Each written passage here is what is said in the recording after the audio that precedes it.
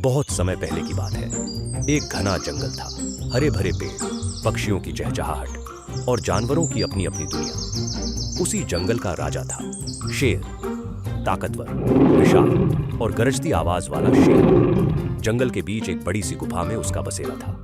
एक दिन दोपहर की तेज धूप में शेर आराम कर रहा था। उसकी सांसें गहरी थीं और उसकी पूंछ धीरे धीरे हिल रही थी। पेड़ की छांव और शांत वातावरण में शेर गहरी नींद में था। उसी समय एक छोटा सा चूहा वहां खेलने के लिए निकल पड़ा। नन्हा, चंचल और बहुत उत्साही चूहा इधर उधर दौड़ता रहा। भागते भागते वह शेर की गुफा के पास पहुंच गया और अनजाने में शेर के ऊपर चढ़ गया। शेर को हल्की गुदगुदी महसूस हुई और वह झटके से जाग गया। शेर की गरजती आवाज में, कौन है? किसने मेरी नींद खराब की? उसने पंजे से चूहे को पकड़ लिया। चूहा डर के मारे कांपने लगा। उसकी आंखों में आंसू आ गए और वह गिड़गिड़ाने लगा। महाराज, मुझे माफ कर दीजिए, मुझसे गलती हो गई। मैं बस खेलते खेलते यहां तक आ गया। मैं बहुत छोटा हूं, आपको कोई नुकसान नहीं पहुंचाना चाहता था। कृपया मुझे जाने दीजिए, शायद एक दिन मैं आपकी मदद कर सकूं। शेर हंस पड़ा।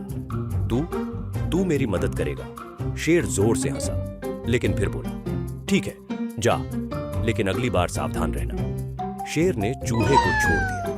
चूहा भागकर झाड़ियों में छिप गया। कई दिन बीत गए। एक दिन जंगल में शिकारियों का समूह आया। उन्होंने जाल बिछाया और उसी रास्ते पर शेर को फंसा लिया। मजबूत रस्सियों वाला जाल था, जिसमें फंसते ही शेर जमीन पर गिर पड़ा। शेर दहाड़ा, चीखा, संघर्ष किया, लेकिन निकल नहीं पाया। जंगल के राजा को अब मदद की जरूरत थी। वह थका हुआ था और धीरे धीरे उसकी आवाज भी कमजोर हो रही थी।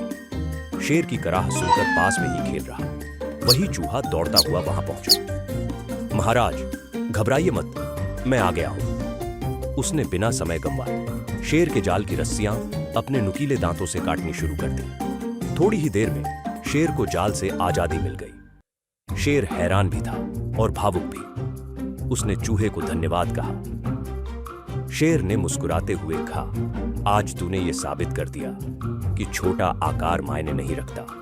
सच्चा दोस्त वही होता है जो जरूरत के वक्त में साथ दे। इस कहानी से हमें ये सीखने को मिलता है, कभी भी किसी को छोटा मत समझो।